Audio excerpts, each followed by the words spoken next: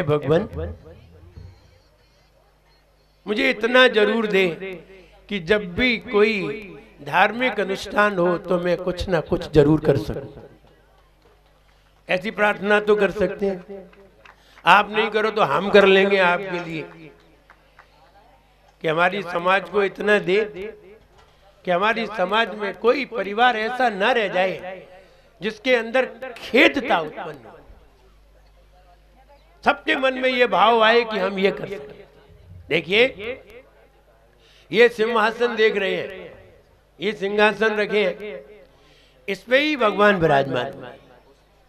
केवल सिंहासन नहीं है, इसके साथ भामंडल भी है, इसके साथ छत्र भी है।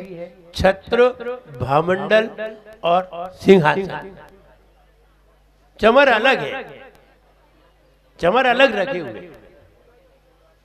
मेरा ये कहना है, चलो कोई बात नहीं, हमने अगर भगवान की स्थापना नहीं करा पाई तो हम भगवान का सिंहासन तो विराजमान करा सकते हैं।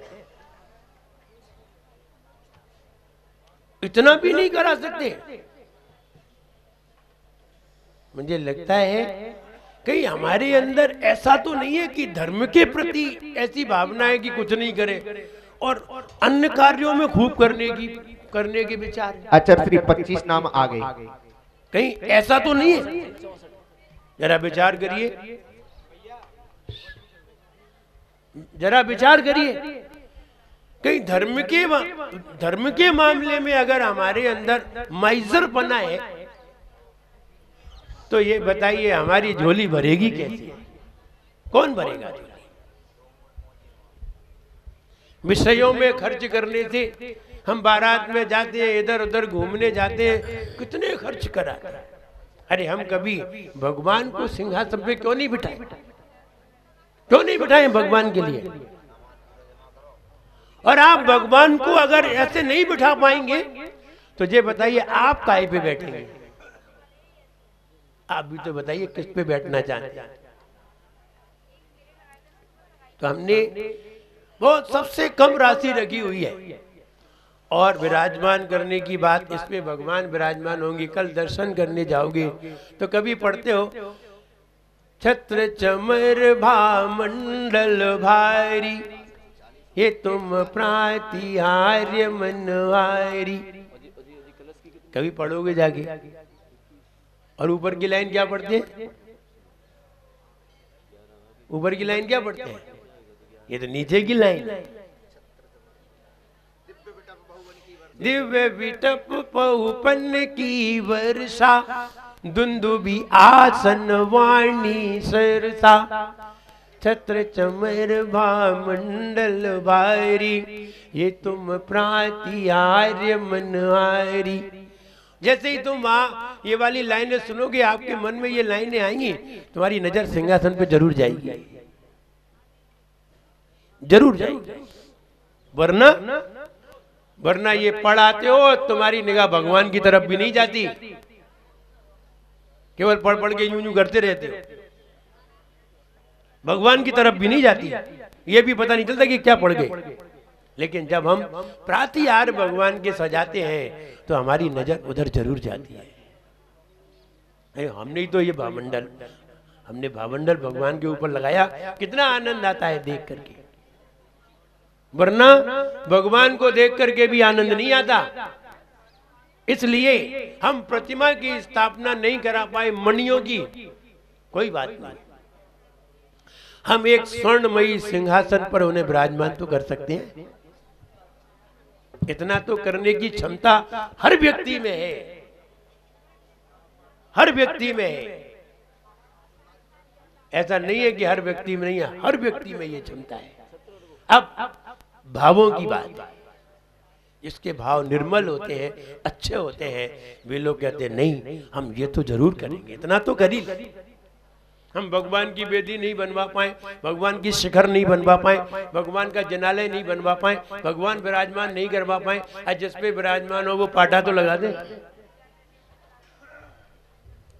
पाटा ही तो लगा रहे, एक पाटा तो लगा ही सकते। भगवान की दीक्षा हुई, पीछे कमंडल, भगवान का पीछे कमंडल, महाराज का पीछी कमंडल देने में लाखों रुपए लग जाते हैं, देने में, मिलने में नहीं, देने में। कल किसी ने विराजमान किए थे, पीछी दी थी, 51,000 रुपए दिए थे तत्काल। कहने का मतलब है ये तो पीछी दी जा रही है, हमें तो पीछी कमंडल मिल रहा है। और किसका, किसका मिल रहा है? भगवान का। देखो राशि एक व्यवस्था है, अगर बाद में हम ये काम हमने नहीं कर पाया, बाद में ये तुम्हें कम मिलने वाला है। तुम चाहे 50,000 रुपए लेके घूमो, चाहे 5 लाख रुपए लेके घूमो, फिर तुम्हें क्या मिल रहा है? नहीं मिल रहा है। कब अवसर आ रहा है? नहीं आ रहा है। और हमारे अंदर इतनी क्षमता नहीं है कि हम कहीं से लेकर के आए और कहीं विराजमान कर दें, इतनी हमारे अंदर क्षमता नहीं है। और हम ले भी आएंगे तो फिर शुद्धि कराना पड़ेगा, फिर शुद्धि कराएंगे तो विराजमान करना पड़ेगा, तमाम झंझट है। लेकिन अभी सहज में अपन को वे सारे संयोग प्राप्त हुए, सहज में। तो हम एक सिंहासन, पीछी कमंडल अपने घर पे तो रख ही सकते हैं। जब हमारे यहाँ पंचकल्याणक हुआ था, मणियों की प्रतिमाओं का पंचकल्याणक हुआ था, जिंदगी भर याद रहेगा, मुझे मालूम, जिंदगी भर याद रहेगा। क्योंकि दोबारा ना तो इतनी प्रतिमाएं आने वाली हैं, ना कोई लाने वाले, ना कोई लाने वाला है, ना आने वाली है। आने वाली होती तो अभी तक एक आध आ जाती, लाने वाला होता तो अभी तक एक आध ले आता। ना कोई लाने वाला है, ना कोई ना होने वाला है। हाँ, जो हुआ है ये एक हमारी समाज का बहुत बड़ा पुण्य है कि हमें ऐसी विभूति मिलने जा रही है और हम दर्शन करेंगे ऐसी प्रतिमाओं का। लोग बाहर से आएंगे, वो दर्शन करेंगे उन प्रतिमाओं का। तो मेरा ये कहना है, हम कुछ ना कर सके तो एक सिंहासन तो विराजमान कर ही सकते हैं भगवान के चरणों में। और पीछे कमंडल भगवान के अपने घर पे रखे, जिससे तुम्हें याद रहे कि भगवान का पीछे कमंडल हमारे घर पे रखा हुआ है। देखो सिंहासन और पीछे कमंडल सब अगर लेना है तो 11,000 रुपए की राशि है। सिंहासन, भामंडल, छत्र, 4 घातिया अघातिया कर्म शेष बचे, और 4 अघातिया कर्म शेष बचे। 2 ध्यान करने पर केवल ज्ञान होता है।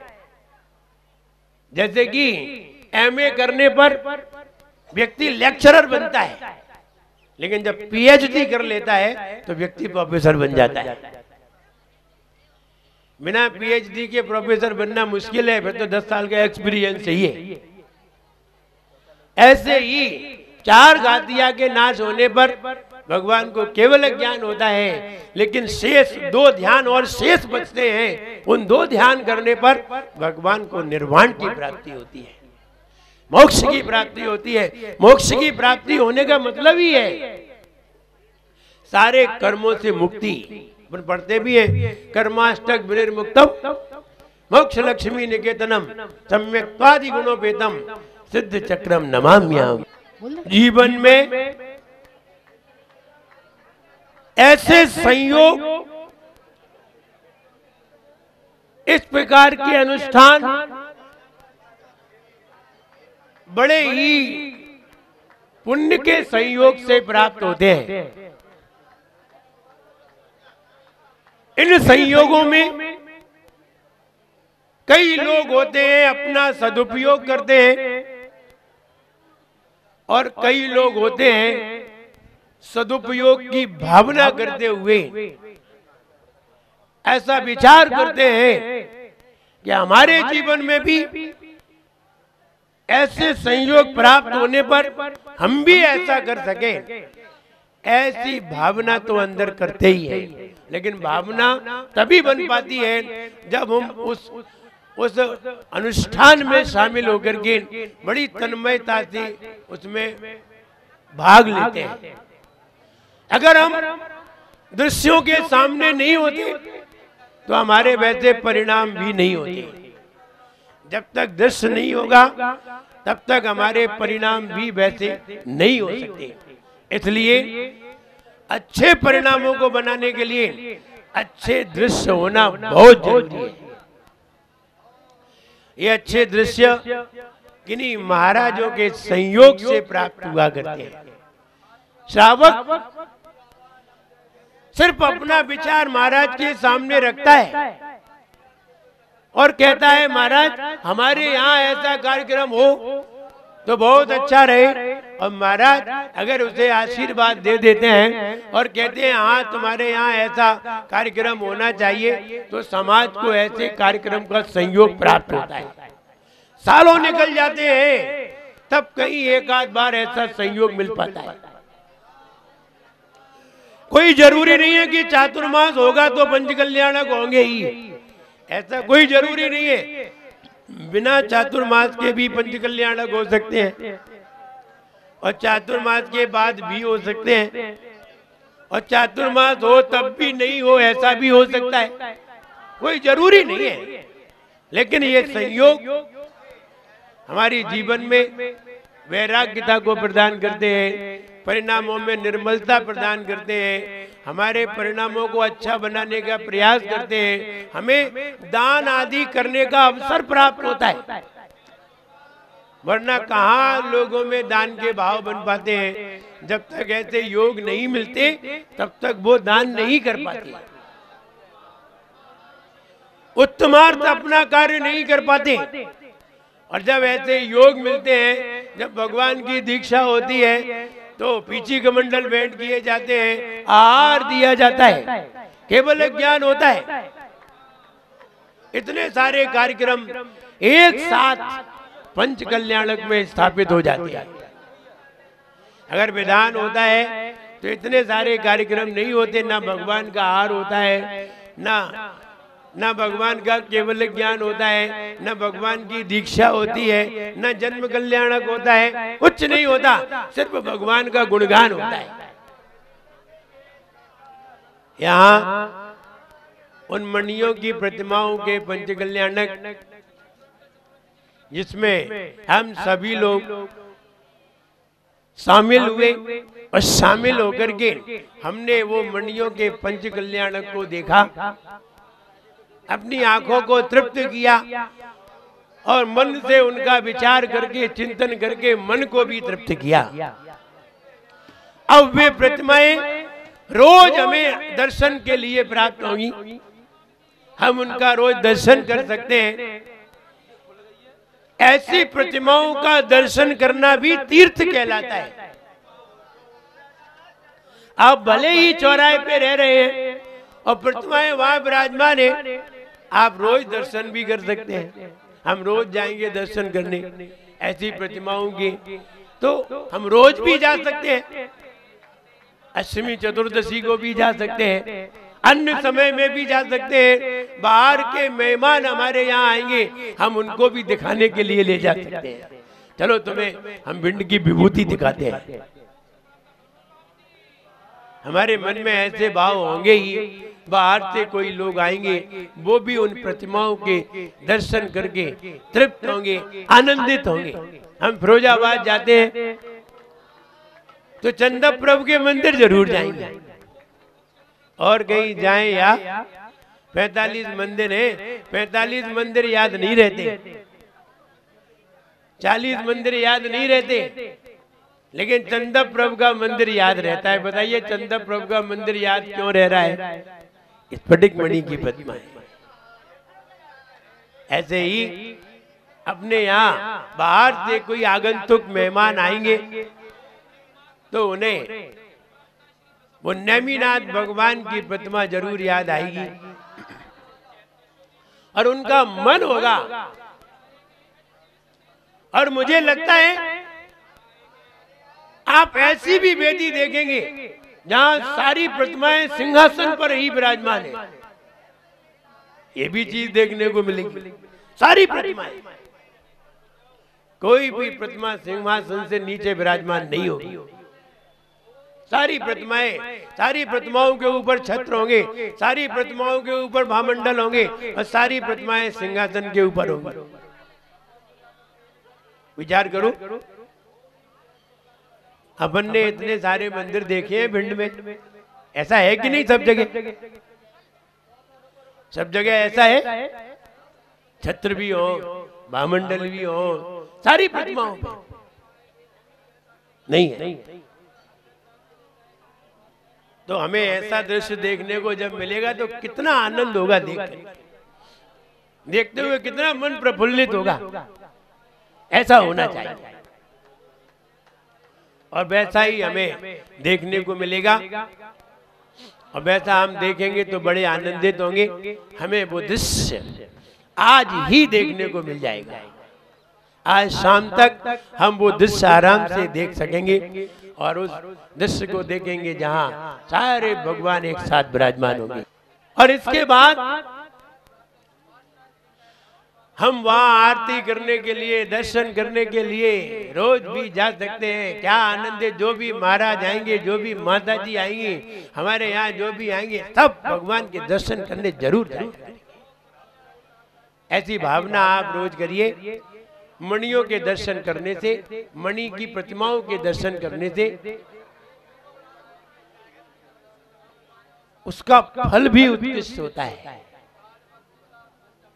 और हम यही चाहते हैं हमारे नगर की समाज खूब प्रसन्न रहे, खुश रहे, समृद्ध रहे, उसे कहीं भी किसी भी तरह की कोई परेशानी महसूस न हो। मेरी तो भावना हमेशा यही है और हम हमेशा यही सोचते रहते हैं कि क्या करना चाहिए जिससे समाज में प्रसन्नता रहे, खुशियां रहे, कहीं भी कोई विवाद न हो। जितने विवाद है सब विवादों से मुक्त हो और अपने आराम से धर्म साधना करते हुए, धर्म की भावना करते हुए भगवान की आराधना करें, गुरुओं की सेवा करें और मंदिर की रक्षा करें। बस यही भावना हमारे जीवन को मंगलमय बनाएगी। आज भगवान का निर्वाण उत्सव है और निर्वाण हो चुका है। अब भगवान यथा योग्य जहाँ जहाँ जिस जिस मंदिर में जो जो भी चाहते हैं, हमारे मंदिर में भी एक मणियों के भगवान आना चाहिए। आप वहां के लोग आए, निवेदन करें और निवेदन करेंगे तो उन्हें भी वो भगवान एक प्राप्त होंगे। जब तक है तभी तक मिल सकते हैं। भगवान मान लीजिए सब जगह चले गए, डिस्ट्रीब्यूशन हो गया, सारी प्रतिमाएं सब जगह चली गई और फिर आप आए, तो फिर तो हम यही कहेंगे अब आप भावना करिए, अब हमारे यहाँ कभी आ जाए। अब तो यही भावना करनी पड़ेगी, वरना पहले ही निवेदन करिए और निवेदन करके वो प्रतिमाओं को ले जा करके मंदिर में विराजमान करिए और विराजमान करके आप भी ऐसी प्रतिमाओं का दर्शन करके अपने मन को आनंदित बनाइए। मेरा सबके लिए खूब आशीर्वाद है। आप इस कल्याणक में शामिल होकर के आपने अपने जीवन को सफल बनाया। आपका जीवन मंगलमय हो और आप हमेशा समृद्ध और सुखी रहे। सबके लिए मेरा आशीर्वाद है। जय बोलिए महावीर भगवान।